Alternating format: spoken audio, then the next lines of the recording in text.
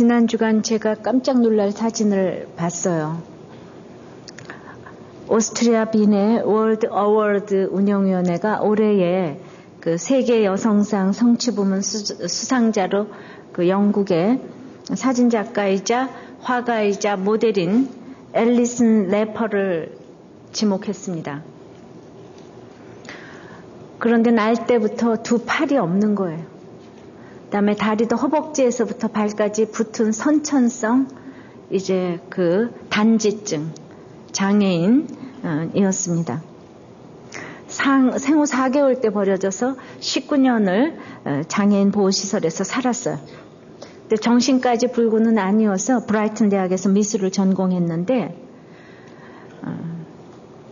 아주 강인한 정신력으로 정상인도 하기 어려운 일을 하면서 마침내 전 세계 주목을 받는 자리에까지 나왔습니다. 2003년도에 스페인이 그녀에게 올해 여성상을 주었고 영국 왕실에서는 그녀에게 대영 제국 국민 훈장을 수여했어요. 22살에 결혼했다가 이제 실패를 했습니다. 모두가 기형아를 우려하는 주변의 목소리에 굴하지 아니하고 아이를 낳았는데 건강한 아들을 낳았습니다. 자서전 제 손 안의 인생은 여러 나라 말로 번역이 되어서 많은 사람들의 사랑을 받는 책이 되었습니다. 그런데요, 팔도 없고 그런데 미술 전공했어요. 팔이 다 없어요. 근데 얼굴 됐다 이뻐요. 진짜 놀랐어요. 근데 이 사람은 아무것도 없는데 모든 것을 이루었어요.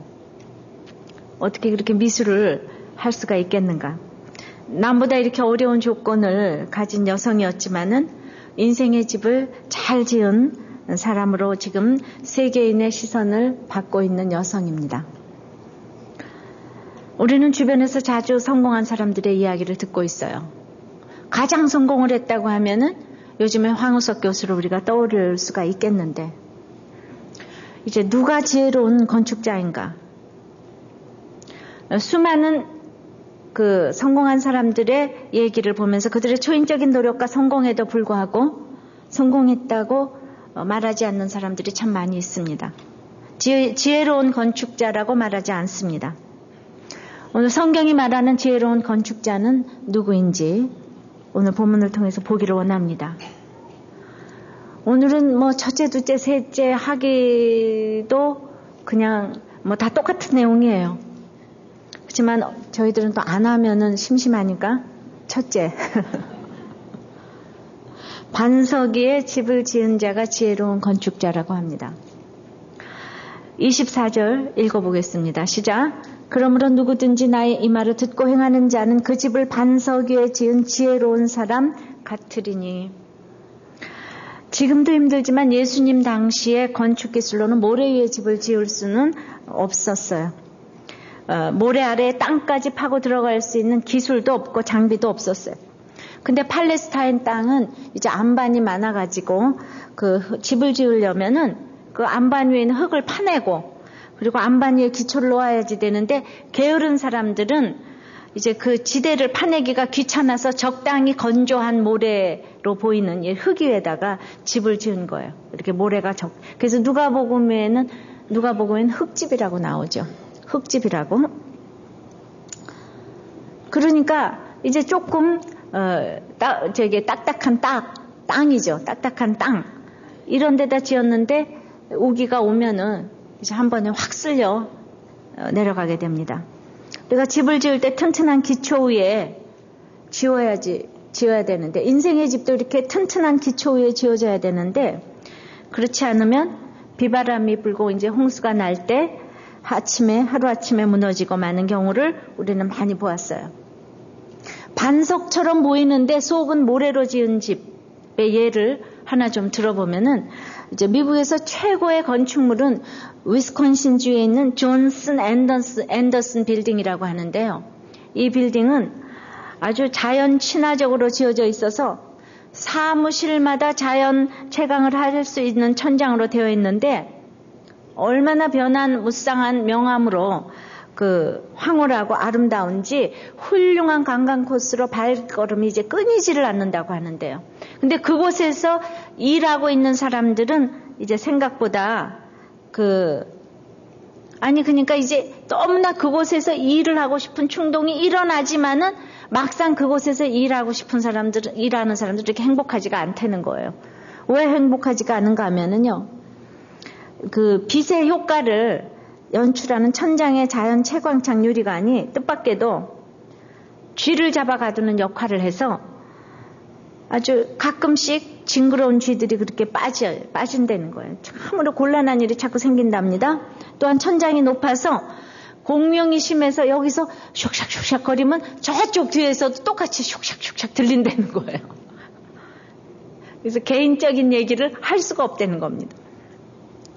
빗물이 넓고 평평한 지붕에서는 빗물이 빠져나가지를 못해서 사무실로 또 다 이렇게 넘쳐 들어온대요. 마치 우리 인간들의 그 모습 같습니다. 집도 이렇게 잘 지어놨는데 생각보다 이렇게 부실 공사가 있는 거예요. 어저께는 보니까 미국 유명한 햄버거 집에서 샌드위치 가게에서 그 유명한 식빵을 샀는데 식빵에 보니까 생쥐가 2마리가 있는 거예요. 너무 그렇지요. 그래서 그 사람이 소송을 해가지고 1,400만 원인가를 받아냈다고 그러더래요. 그러니까 거기대로 집을 잘 졌어야지 되는데 어딘가 지금 구멍이 다 뚫렸어요. 그러면은 그거 하나 때문에 이름이 지금 완전히 무너졌잖아요. 돈은 문제가 아니고 하루아침에 이렇게 무너질 수가 있어요. 이게 기초를 잘 세워야 되는데, 두 번째는 지혜로운 건축자는 사람들이 만든 기초 위에 세우지 않는다는 겁니다. 지금 그 불법을 행하는 자야 내게서 떠나가라 그랬어요. 지난번에 좁은 길을 가려고 그러는데 불법을 행하는 자, 주여 주여 하는 자마다 불법을 행하는 자라고. 근데 불법을 행하는 자의 특징이요, 열심히 집을 안 짓는 것이 아니에요. 짓는데 모래 위에 짓는 거죠. 아무리 지었어도 들었어도 이 사람들이 행치 않는다고 그래요. 그 불법이냐 아니냐는 집을 반석 위에 세우냐, 눈가림만 하는 모래 위에 세우냐, 이거의 차이예요. 그러니까 행하지 않는 것이 아니에요. 둘 다 열심히 짓지만은 시간이 걸리는 반석이 있고 이제 금세 짓는 모래 위가 있는데 결과가 빨리 나타나니까 사람들은 이 모래 위의 집을 선호를 합니다. 어제 청계천의 화강암이 벌써 금이 쫙 갔다고 또 이렇게 신문에 났습니다. 어디에 문제가 있는지 모르죠. 그래서 이 불도저 시장은 항상 이렇게 너무나 빨리 결과를 나타내서 문제다, 이런 얘기도 나왔는데, 그러니까 십자가를 길로 놓는다는 것이 항상 원칙에, 기본기에 충실하라는 얘기인데 이게 반석이에요. 그런데 아무리 듣고 행해도 모래 위에 세우기 때문에 무너지는데 누가 무너지죠? 거짓 선지자가 판칠 수 있는 것은 거짓 선지자를 너무 좋아하기 때문에 이제 좋아하기 때문에 수요가 있으니까. 왜 거짓 선지자의 수요가 있겠습니까? 성경을 공부만 하고 삶에는 적용을 안 하는 사람으로 이렇게 대상으로 하는 얘기예요. 모래 위에 세우게 도와주는 이 거짓 선지자를 보고 지금 불법을 행하는 자들이라고 말씀을 하셨는데, 예를 들어서 지금 불신결혼을 너무 하고 싶은데 그거 해도 좋다라고 말하는 선지자를 우리는 찾아다니고 싶은 거예요. 지금 괜찮아, 학교 갈 때는 좀 이렇게 누정 슬슬 감아도 돼, 무슨 쪽집게 가해를 해도 되고 또 뇌물을 갖다 써도 되고, 이렇게 말을 해주는 거짓 선지자를 우리는 그 넓은 길로 들어가는 거짓 선지자를 너무나 바라기 때문에 거짓 선지자가 양산되고 있는 거예요. 그거는 수요가 있기 때문에 공급이 창출이 되는 겁니다. 우리가 천국에 가는 그날까지 거짓 선지자는 훨씬 많을 거예요. 사람들은 합리화하면서 계속 찾아다닙니다. 그런데 시편 127편에 봐도 인생의 집을 짓는데 하나님께서 세워주시지 않으면 세우는 자의 수고가 헛되다고 얘기를 했어요. 고린도후서 11장 2절에도 나의 열심은 망하는 열심이고 하나님의 열심은 그리스도께로 중매하는 정결케 되는 열심이라고 했어요. 나의 열심은 정결하고 이코르가 돼야 돼. 어떤 것도 이 열심이 정결하고 열심이 돼야 돼. 뭔가 이루어지는 야망을 향한 열심이 아니라 정결케 되는 열심이어야지. 결혼도 공부도 모든 교회도 정결케 되는 교회, 정결케 되는 가정, 정결케 되는 나의 인생. 그것이 진정한 반석에 집 짓는 것이고 진정한 열심이라고 생각을 합니다.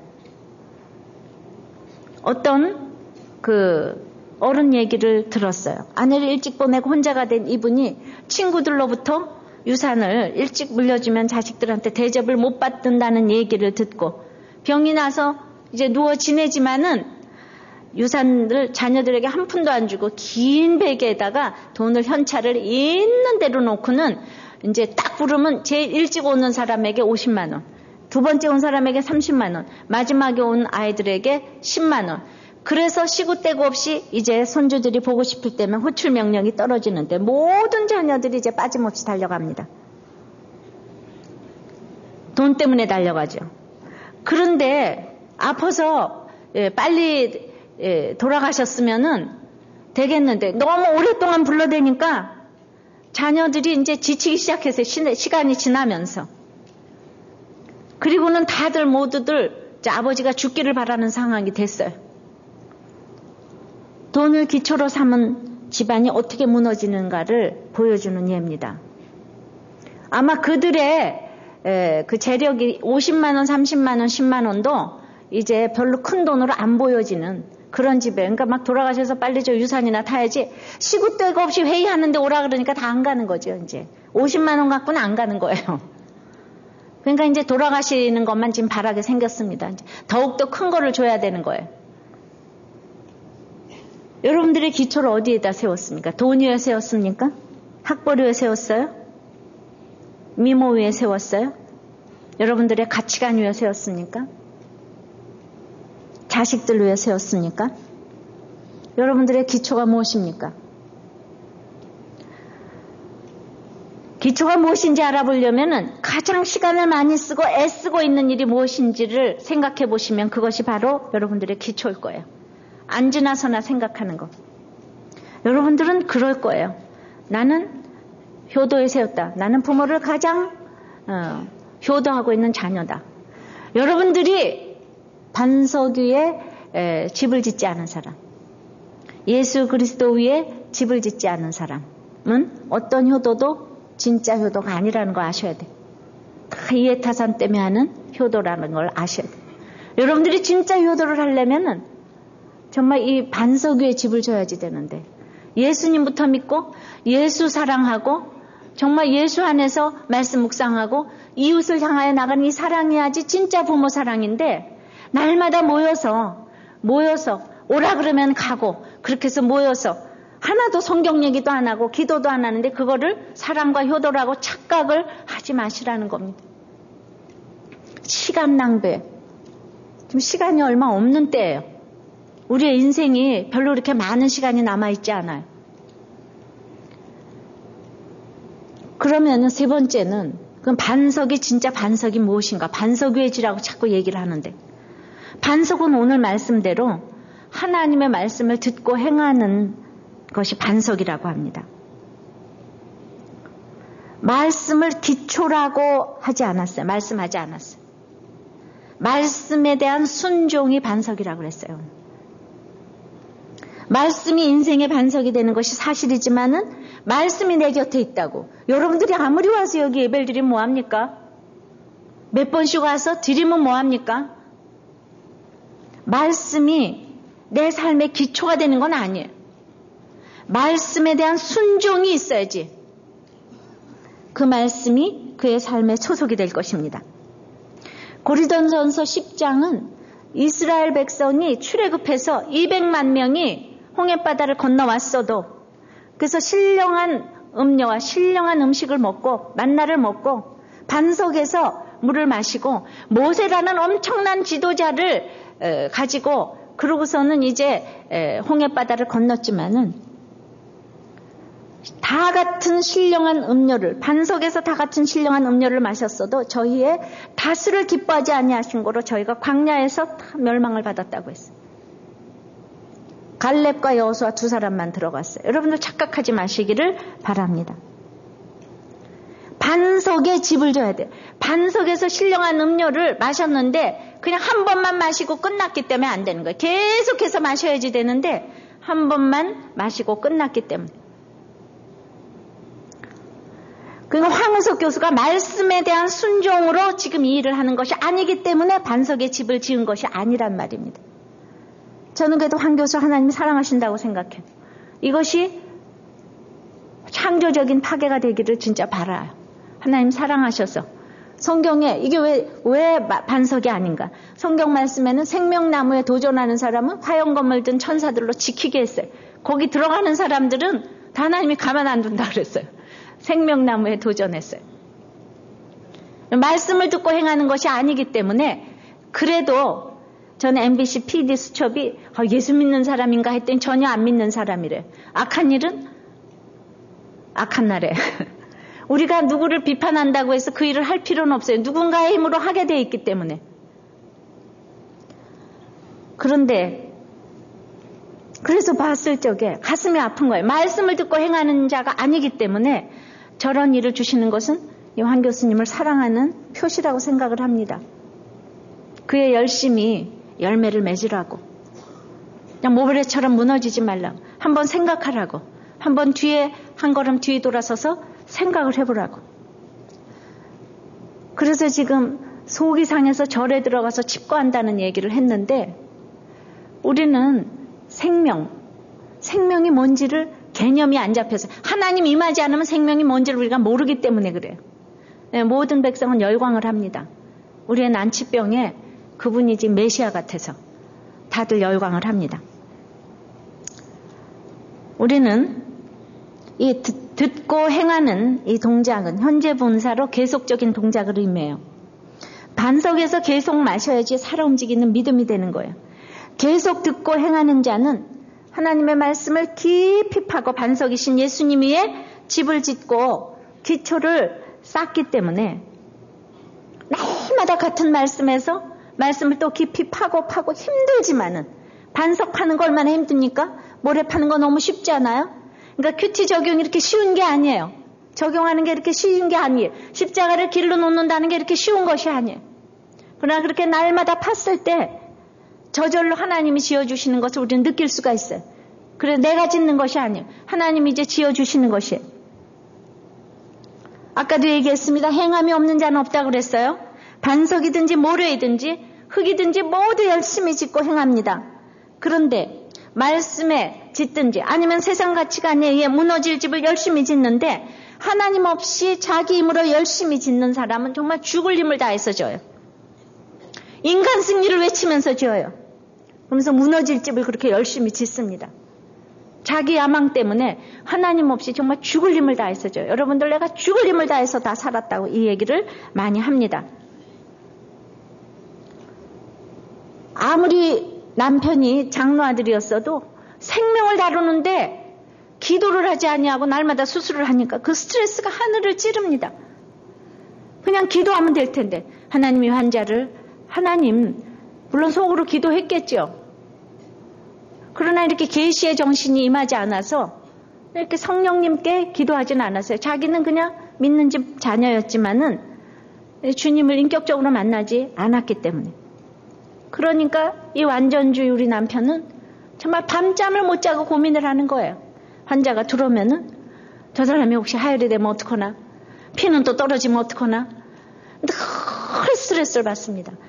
어떻게 생명을 다루는 사람이 기도를 하지 아니하고 생명을 만질 수가 있냐고요. 밤낮 산부인과는 웃고 들어와서 죽어나가는 데가 산부인과다 맨날 이렇게 부르짖으면서 저렇게 다 웃고 들어와도 한순간에 뭐가 어쩌고 그런 일이 5년에 한 번도 안 일어나는데 맨날 그 얘기를 합니다. 정말 쓸데없는 염려와 비판을 많이 하는 것이 죄인된 우리들의 특징이라고 그랬잖아요. 참 열심히 짓습니다. 밤잠도 안 자고 밤에도 잠 못 자고 낮에도 막 그냥 시간 있으면 막 밀대걸레로 그냥 저기 병원 바닥도 닦고 그 사람은 놀질 않아요. 고추 사오면 고추까지 나가서 닦아요. 환자들 김치 해주고 할 때 우리는 고추를 또 그냥 사오면 뒤에서 그냥 다 닦아가지고 가위로 잘라서 방앗간에 갖다 주는데 그걸 자기 시간이 있으면 나와서 그거 해요. 그러니까 자기가 하는데 부인이 안 하면 이거 큰일 나는 거잖아요. 그저 이 일이 그냥 안 보이나 그러고 찾아다니는 사람이에요.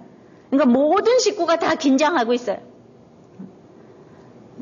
근데 제가 일을 해보니까 그 일이 그렇게 보이는 사람이 있어요. 일이 안 보이는 사람은요, 때려 죽어도 일이 안 보여요.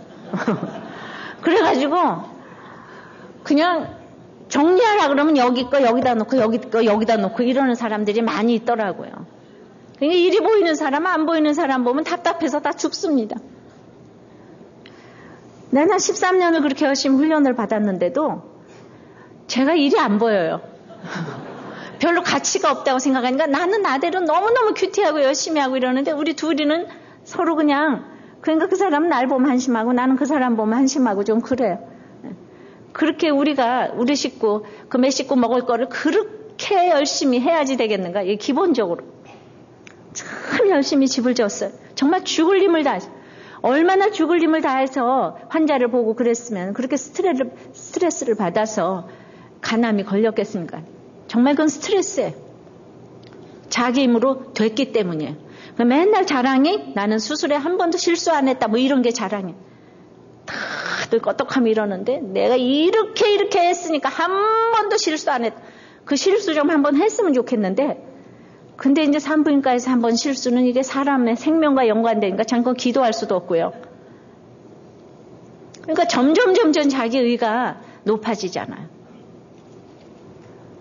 참 눈물로 기도하고 어떻게 하면은 저 의가 낮아져서 정말 하나님 앞에 무릎을 꿇을까. 참 열심히 집을 짓더라고요. 그렇게 다 열심히 집을 짓습니다. 안 믿는 사람이 훨씬 열심히 짓습니다. 하나님 없으니까 뭐라고요? 스트레스 받아가면서 막 죽을 힘을 다해서 열심히 짓습니다. 그러나 반석 위에도 모래 위에도 창수가 오고 비가 내리고 바람이 옵니다. 다 와요. 한 군데만 오는 게 아니고 똑같이 와요. 그런데 반석 위에 집을 지으면은 창수가 나도 요동치 않는다고 그랬어요. 왜냐하면 계속적으로 내가 정말 반석에다 집을 계속적으로 행했기 때문에 계속적으로 집을 깊이 팠기 때문에 그 믿음이 살아있는 믿음이기 때문에 이제 아무리 창소가 나도 요동치 않는 거예요.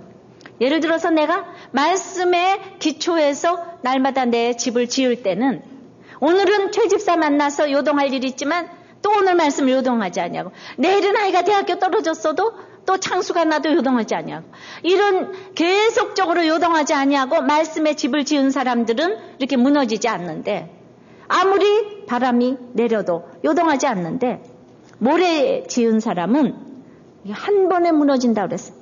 이거는요 똑같은 행치 않는다고 그래도 이건 부정과거라고 해서 일회성이에요.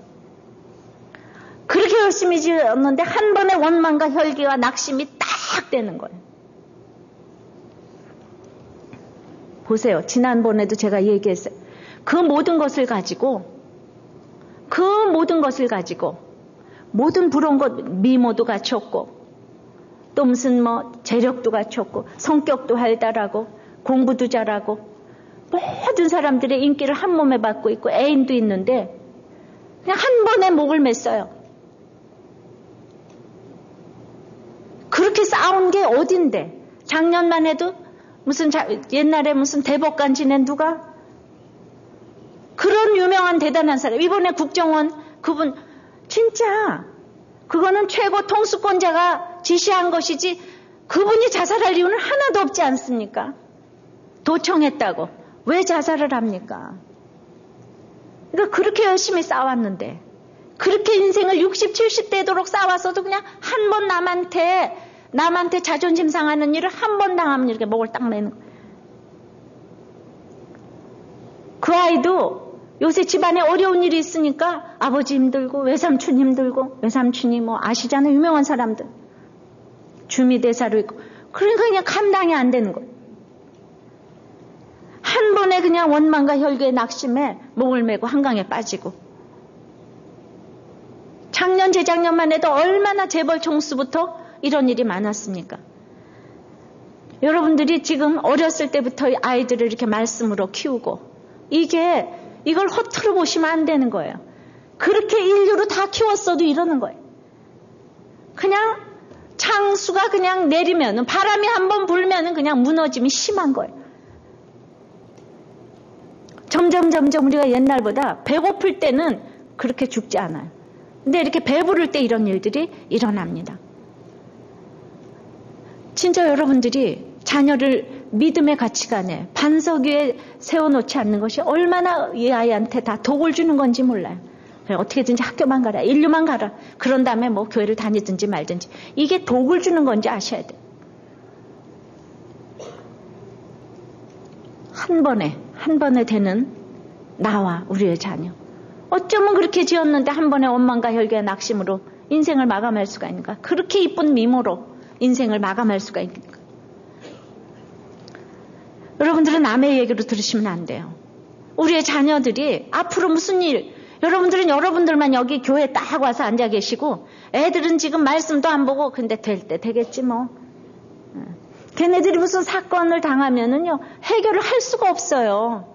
자기의 가치관대로 죽을 수밖에 없어요. 자기 가치관대로 쾌락적으로 나갈 수밖에 없어요. 왜 자녀들이 믿지도 아니하고 큐티도 안 하는데 애통하지 않으세요? 그냥 갈 대로 가라 내버려 두셔요?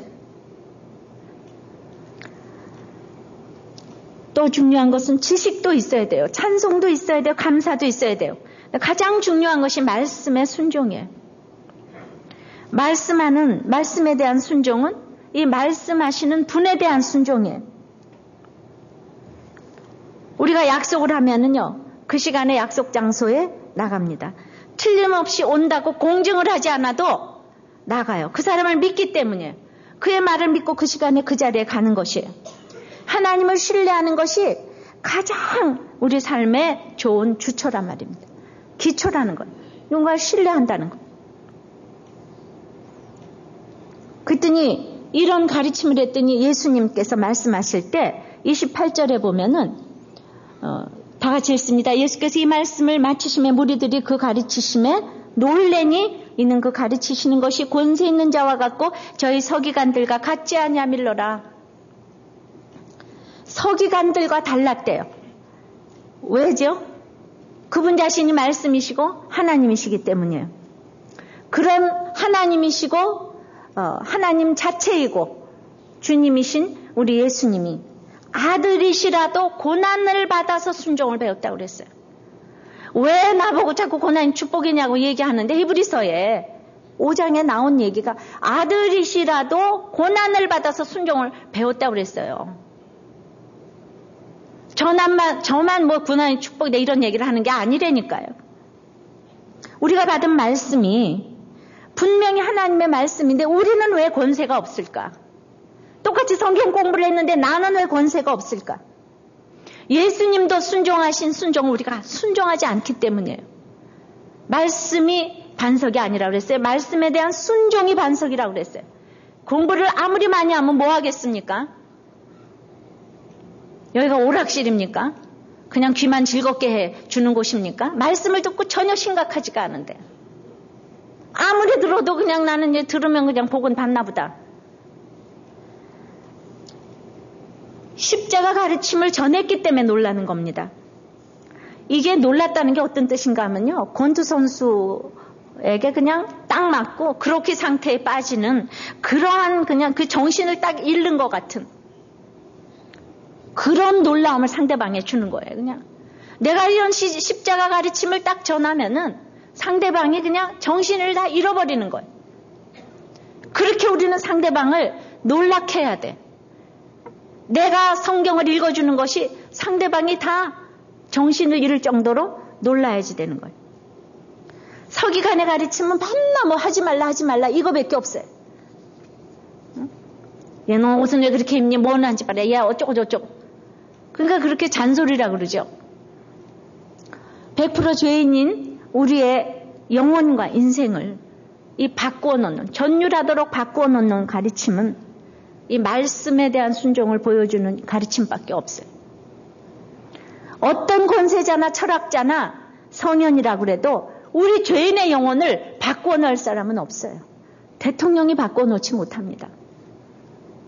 우리의 스승님이 인간의 스승이 바꿔놓지 못해.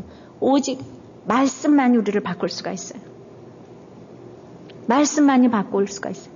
그러면 꼭 여기서 목사가 하는 말씀, 그것도 되겠지만은 이 하나님에 대한 말씀, 그러니까 말씀, 똑같이 말씀을 보는데 거짓 선지자들은 좁은 문으로 가라고 이 불법을 가르치는 말씀을 또 줄 수도 있다 그러잖아요.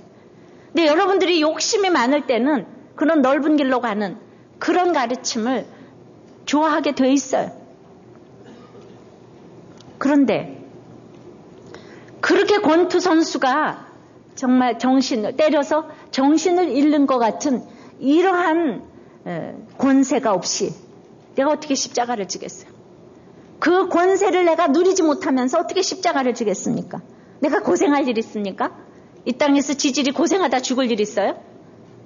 내가 권세를 가졌기 때문에 십자가를 감히 외치는 거예요. 팔복은 세상과 거꾸로예요. 거꾸로 인생을 어떻게 권세 없이 살겠습니까? 여러분들은 주님이 주시는 권세를 좀 가지셔야 돼요. 치사스럽게 살면 안 돼요. 믿는 사람한테 가서 안 믿는 사람한테 가서 손 좀 벌리고 이런 거 하지 마셔야 돼요. 나는 예수 믿는 권세가 어마어마한 사람이에요. 믿습니까? 여러분들만 보면 다른 사람들이 정신을 잃어야 돼요. 거기서 그냥 세상 말일이 그냥 쑥 들어가야 돼요. 그냥 무슨 말 하려다가 그냥 그 사람만 보면 말이 딱 안 나와야 돼요. 이런 인생을 사셔야 돼요. 맨날 동정이나 받고 그러시면 안 돼요. 동정받는 인생 절대로 안 돼요. 이혼과 맹세와 살인의 가르침, 이게 모두 십자가 가르침이에요. 반석의 가르침이에요. 인간적으로 보면 쉽지 않은 가르침이에요. 어떻게 이렇게 죽을 것 같은데 이혼하지 말라 그래요.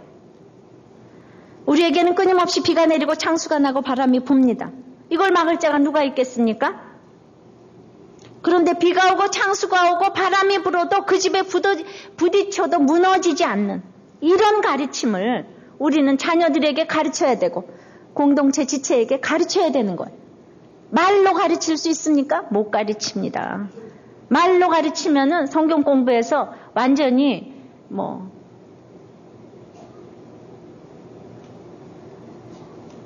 그렇게 안 됩니다. 십자가를 가르치면 예수님처럼 사셔야 되는 거예요. 사시지 않으면 누구도 변화시킬 수가 없어요. 잠시는 변화되는 것 같죠. 하나님의 뜻은 하나님의 사랑과 이웃사랑의 이 십자가 정신이에요. 십자가를 길러 놓는 것은 딴 것이 아니에요. 아내는 아내 역할, 남편은 남편 역할, 학생은 학생 역할로 제가 공부 열심히 하라고 그랬어요. 이게 십자가라고. 밤낮 학교 가면서 지각하고 그런 거 다 아니라고. 어디 딴 데 가서 십자가 지려고 그러지 말라고.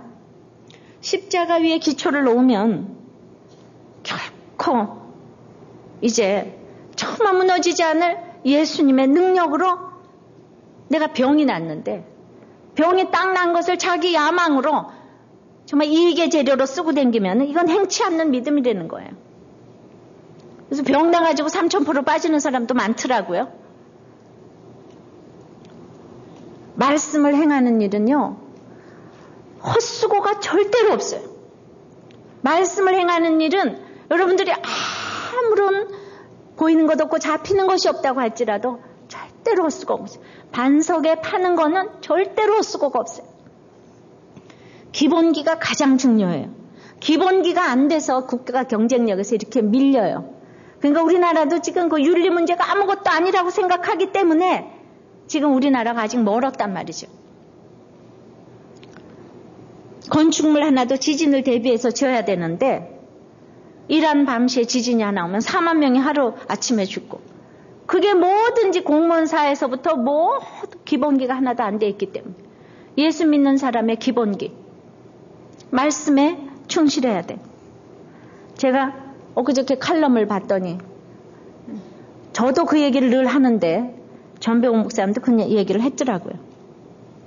그러니까 자기 글과 책을 인용해서 이야기하는 것을 지뢰하는 사람은 없다는 거예요. 그게 최고의 존경의 표시예요. 여러분들 저를 인터뷰하러 오는데 어떤 기자가 제 책을 읽고 왔냐고 그랬더니 모르는데요. 우리들 교회 홈페이지는 봤냐고 그랬더니 안 봤는데요. 그럼 그 다음에 얘기가 딱 하기가 싫어지는 거 있죠, 제가. 적어도 인터뷰하러 오려면 그 책은 좀 읽고 와야지 저에 대해서 알지 않습니까? 상대방이 좋아하는 말과 일을 해야 되지 않겠습니까? 그러니까 우리가 하나님을 사랑한다고 하면서 우리가 하나님이 좋아하시는 일을 해야 되지 않겠어요? 하나님의 말씀을 날마다 외우면서 곳곳에 인용하는 것이 이제 큐티하는 성도들의 이 진수인데, 그러니까 제가 진짜 제 설교를 인용해서 하는 걸 보면 진짜 기뻐요. 딴 게 기쁜 게 아니더라고요. 제 힘든 사람에게 말이죠. 나의 어여쁜 자야, 일어나서 함께 가자. 이게 말씀으로 인용하는 거 아니에요? 그리고 그냥 거친 들에 나아갈 때 힘든 용사 60명이 있다. 근데 제가 설교를 했는데 그걸 가지고 저한테 이렇게 탁탁탁 전화를 하거나 뭘 하나, 그래도 제가 아무리 힘들어도 아무리 거친 들에 가도 힘든 용사 60명이 있다 이러잖아요. 이렇게 얘기를 하면 그 사람이 얼마나 이쁜지 몰라요.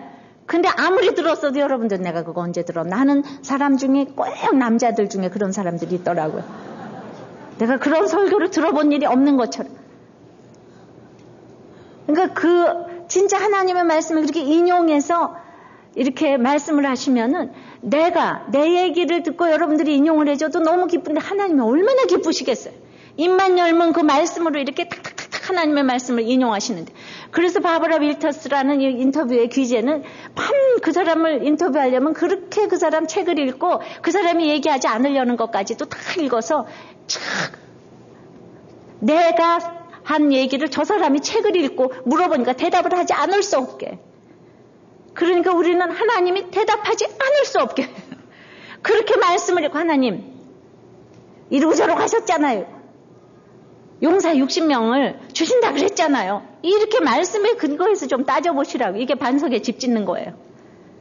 말씀을 하나도 모르니까 그냥 입만 열리면 하나님 복 주시옵소서, 하나님 붙게 해주시옵소서, 하나님 아픈데 낫게 해주시옵소서. 그러니까 그 다음에는 이제 말할 게 없으니까 얼라슬러들어들어들어 이러면서 방언기도 하시고.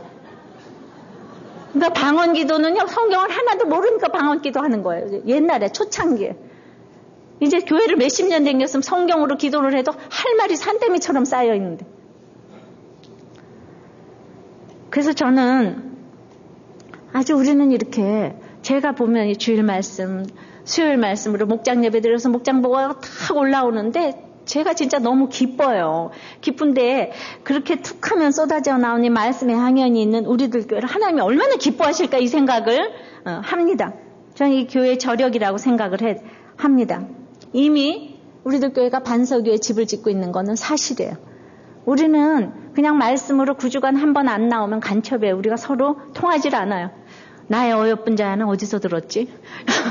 일어나서 함께 가자가 어디서 많이 전혀 못 들어본 얘기인데, 그래서 유치부부터 작년까지 전부 같은 본문으로 이렇게 얘기하고 노니까 농담을 해도 아유 거친 파도 몰려와도 찬송을 해도 이번 아가서 주제구나.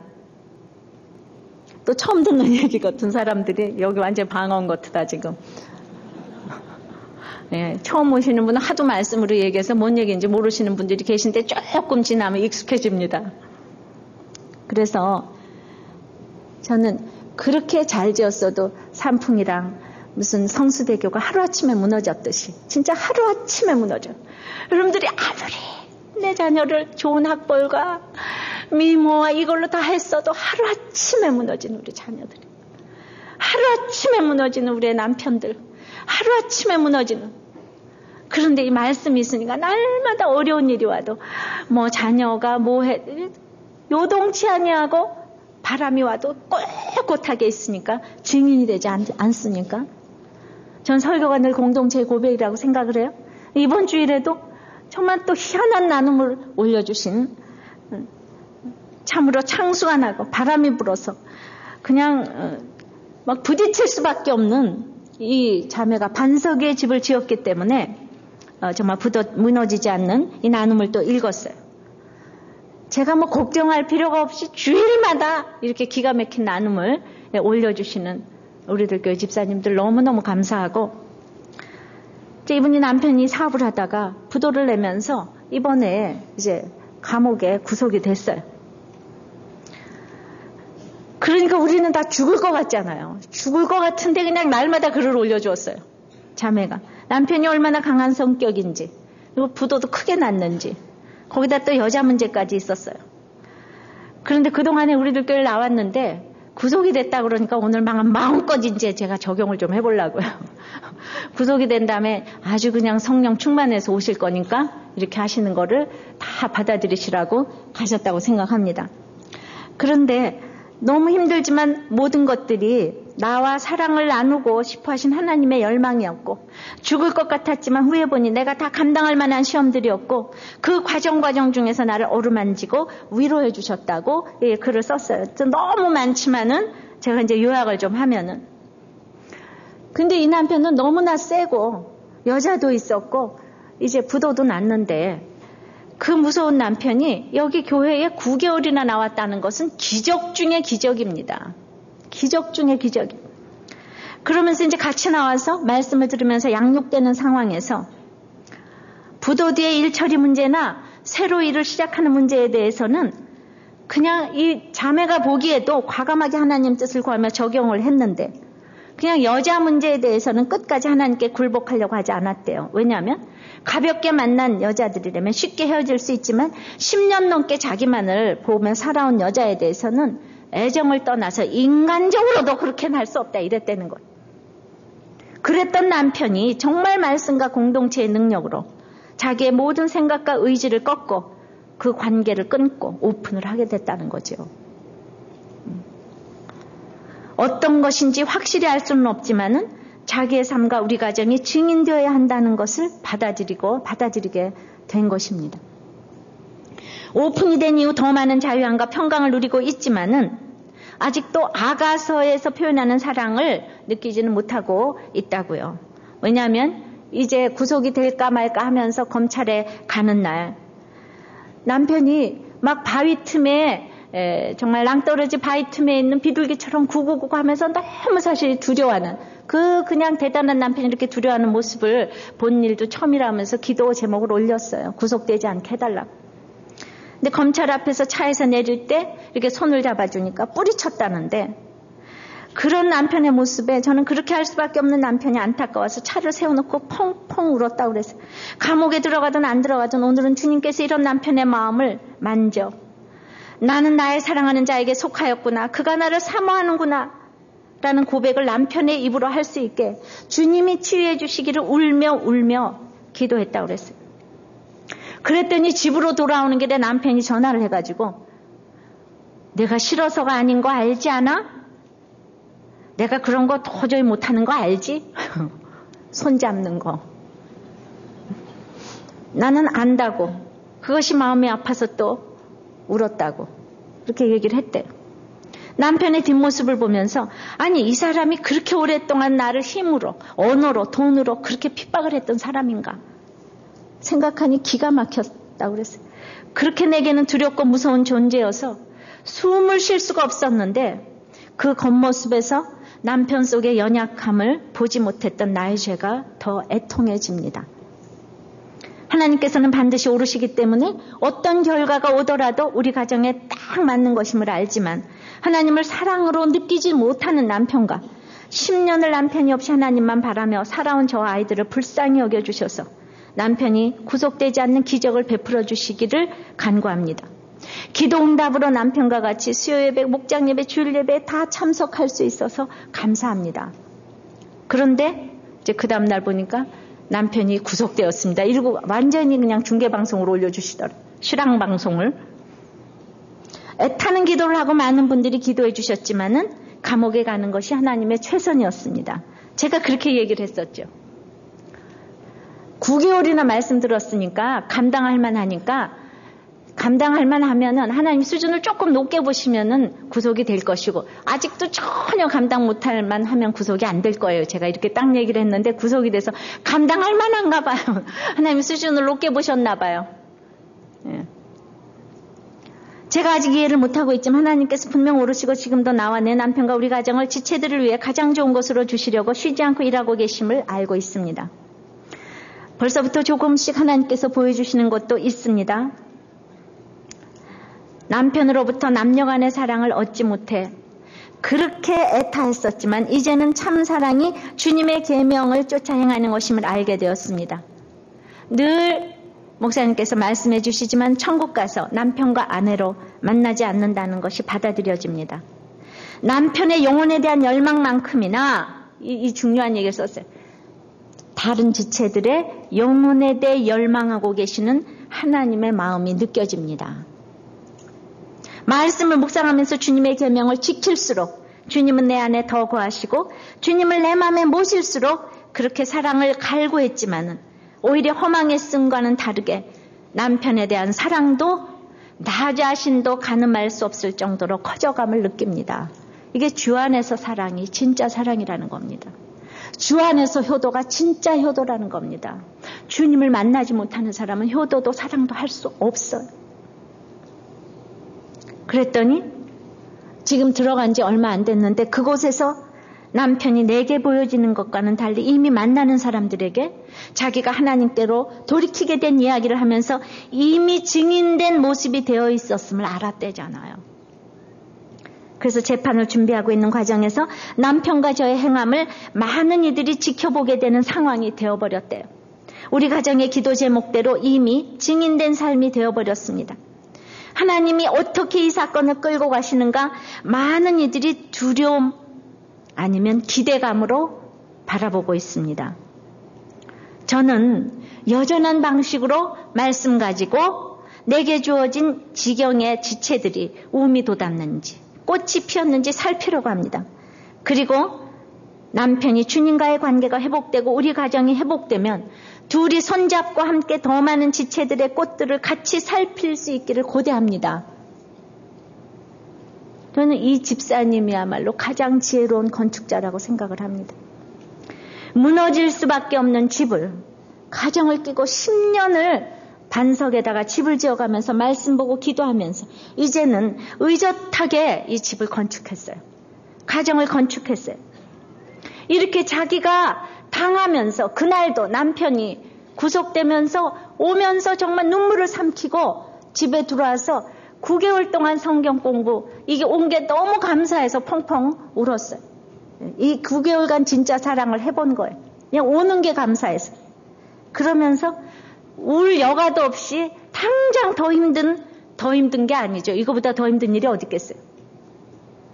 그래서 다른 자매 당장 상담해줘로 만나야 된다고. 그래서 그렇게 증인이 되니까 권세 있는 가르침에 놀라게 되지 않겠습니까? 자기가 지금 위로받아야 되는데 나가서 계속 위로하니까 이게 권세 있는 가르침이 되지 않겠습니까? 이게 바로 십자가를 길러놓는 적용 아니겠습니까? 그러면서 남편의 영혼에 대한 열망만큼 이제 다른 지체들의 영혼에 대해서 열망하고 계시는 이 하나님의 마음이 느껴지는 이 자매 말이죠. 계속 목장모인 상담으로 바쁜 이 집사님을 보면서 내 식구밖에 모르던 이 자매를 이렇게 지경이 넓어지도록 하나님께서 이 남편을 수고하게 하셨단 말입니다. 이해되십니까? 이 자매는요, 진짜 여러분들이 부러워하는 S대 출신의 미모에 착하고 모든 걸 다 갖췄어요. 너무너무 잘 살았어요. 차도 뒤따 좋은 걸 타고 다녔어요. 그런데 그거 가지고 남의 영혼 때문에 애통하게 생겼습니까? 지금 여기 힘든 사람 상담하게 생겼습니까? 근데 그건 다 모래 위에 지은 집이라는 거예요. 그런데 이렇게 창수가 나니까 다 무너지는데 지금 계속 이런 글을 올려주고 벌써 증인이 되기 시작했다 그러고 그리고 이미 지금 다른 사람 위해서 살아요. 이 자매가요. 슬퍼할 겨를이 없어요. 내가 학력은 있어서 뭐합니까? 좋은 남편하고 옛날에 잘 만났었겠죠. 근데 이 자매는 어디까지 갔는 줄 아세요? 그 10년 같이 있었던 여자를 이제 남편이 없는 동안에 전도를 하려고 해요. 그리고 그 여자가 주님이 없으니까 예수 안 믿으니까 그 남편이 감옥에 들어갔는데 그냥 너무 두렵고 떨어서 죽으려고 그러니까 그 여자를 또 위로해야 되는 목까지 지금. 그렇잖아요. 예수 없으니까 얼마나 두렵겠어요. 무섭겠어요. 그래서 빨리 이때의 교회를 데려오겠다고 그래요. 여기까지 나가야 되는 거 아닙니까?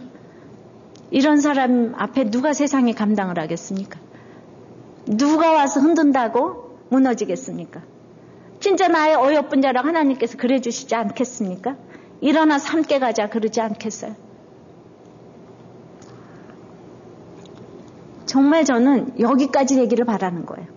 여러분들이 남편 때문에 죽겠다, 아내 때문에 죽겠다, 자식 때문에 죽겠다 하면서 하나도 지경이 안 넓어지는 거예요. 그냥 앉으나서나 그냥 남편에게 콧밭 때리고 앉아가지고 흥신소 붙여가지고 그냥 뒤나 쫓아다니고 그러고는 지옥을 다 살고 있어요. 그냥 내버려 두세요. 이렇게 기도하면요 10년 만에라도 딱 끊잖아요. 다른 거 말고 저 반석 위에 집 짓는 거, 하나님의 말씀을 인용하고 다른 사람들을 살리기 시작하고, 이 자매가 이 얘기를 과감하게 오픈을 하고 기도 요청을 하니까 도리어 남편이 왔어요. 교회로 왔어요. 믿음은 부끄러움이 없는 거예요. 여러분들이 이렇게 부끄럽다고 하니까 하나도 문제가 해결이 안 되는 거예요. 그리고 이제 증인이 되기로 벌써 그렇게 여기서는 세더니 벌써 가서 증인이 됐대잖아요. 그러니까 우리의 기도 응답으로 지금 구속이 된 거예요. 할렐루야. 할렐루야 아닙니까? 놀렐루야입니까? 그래도 가는 건 싫습니까? 그거 감옥 하나 안 가겠다고 그냥 온 집안을 파토로 빠뜨린 사람들이 얼마나 많은지 몰라요. 그 감옥 한번 갔다 오면 될 건데, 갔다 오면 주님도 만나고 온 집안 편안하게 할 건데, 빚도 그냥 갚아질 건데, 그거 하나 안 가겠다고. 그러니까 이게 말씀을 들으니까 이렇게 적용이 되고 모든 사람들을 살리고 점점 더 증인이 될 사람들이 이렇게 오시는 것에 대해서 제가 너무 감사합니다. 정말 너무 기뻤어요. 제가 막 이럴 때 눈물이 나는 거예요. 내가 말씀을 전하는 사람으로서 얼마나 보람이 느껴지는지 몰라요. 이 일 때문에 제가 살아있다니까요. 죽을 수밖에 없는 가정이 말씀 때문에 살아나는 거지. 누가 가서 하면은 이렇게 적용을 할 수가 있냐고. 자기가 말씀에 반응을 하니까 말씀을 듣고 순종을 해야지 이게 반석 위에 집 짓는 거죠. 내가 큐티만 하고 날마다 하는데 이런 거를 안 하잖아요. 여러분들이 순종을 안 하잖아요. 그러니까 무슨 권세가 있겠어요. 여러분들이. 그래서 권세가 없어요. 남편에게도 권세가 없고 부인에게도 권세가 없고 자녀에게도 권세가 도무지가 없어요. 할 거 다 하고 마실 거 다 마시고 갈 때 다 가면서 교회 가라 큐티하자. 누가 그 얘기를 듣겠어요?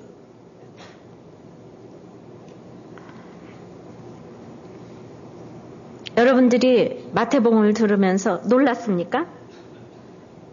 이 사람들처럼 놀랐습니까? 예수님의 이 가르침에 놀랐습니까? 놀랐어요? 안 놀랐어요? 지금 마태복음 쭉 말씀을 들으시면서 놀랐어요? 안 놀랐어요? 놀랐습니까? 놀랐다고 말도 하기 싫죠? 살으라고 그럴까봐. 그러면 이제 삶으로 돌아가시기를 바라요. 내 삶으로 반석 위에 집 짓는 걸로 돌아가시기를 바랍니다. 말씀을 맺습니다. 이제는 미워하지 말아야 돼. 음욕을 품지 말아야 돼. 헛된 맹세를 하지 말아야 돼. 그것은 살인과 간음과 같다고 그랬어요. 오직 예 아니오만 하고 사랑하고 정직해야 돼. 지혜로운 건축자는 반석 위에 집을 짓는 자입니다. 반석은 말씀에 순종하는 자예요. 사람의 기초 위에 세우지 않는다고 그랬어요. 나의 기초는 뭡니까? 지금 내 인생에서 이별의 비가 내리고 있습니까? 부도의 창수가 났어요. 여자의 바람이 불었어요? 남자의 바람이 불었어요? 건강으로 무너짐이 심합니까? 지금이라도 순종의 반석 위에 집을 지으시기 바래요. 여러분들 힘든 것 같아도 이 자매가 너무 행복해요. 전화 통화를 해서 진짜 요동함이 없는 밝은 목소리로 전화 통화를 했어요. 그날 구속됐다고 하는데 지금 막 다른 누구 자매 만나러 나간다 그러더라고요. 상담해주러. 이거예요. 바로 이거라니까요. 무엇에 순종하게? 말씀에 순종하셔야 돼요. 제자들에게 가르친 팔복의 결론은 듣고 행하라는 겁니다. 듣고 행하라는 거. 행하는 자가 제자래요. 제자로 삼아주시기 위해서 이 오는 비와 창수와 바람에 무너지지 마시기를 바랍니다. 비와 창수와 바람 때문에 내가 이렇게 제자 되는 거예요. 나에게 오는 비바람을 감사하시면서 예수 그리스도의 제자가 정말 이렇게 되게 해달라고, 정말 요동치 않는 반석 위에 집을 짓게 해달라고. 우리가 다 같이 나의 영혼이 찬송하시겠습니다.